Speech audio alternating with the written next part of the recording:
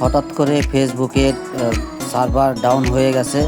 Down হয়ে যাওয়ার কারণে অনেকেরই ফেসবুক লগ আউট হয়ে গেছে অটোমেটিক মেসেঞ্জার সহ। আবার চেষ্টা করতেছেন, অনেকে অনেকভাবে চেষ্টা করতেছেন কিন্তু কোনোভাবেই লগ ইন করতে পারতেছেন না।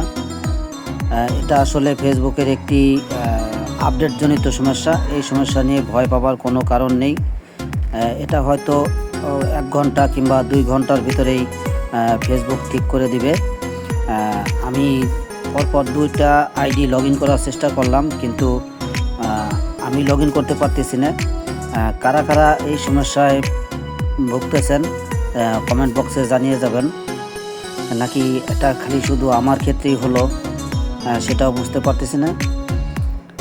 আমি নতুন একটা আইডি লগ ইন করার চেষ্টা করতেছি, নাম্বার দিয়ে দিচ্ছি, এরপরে পাসওয়ার্ড দিয়ে দিব। দেখা যাক লগ ইন হয় কি না। এটাও লগ ইন হচ্ছে না।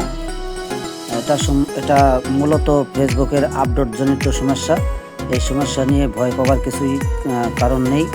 এখানেও লেখা আসছে আনএবল টু লগ ইন।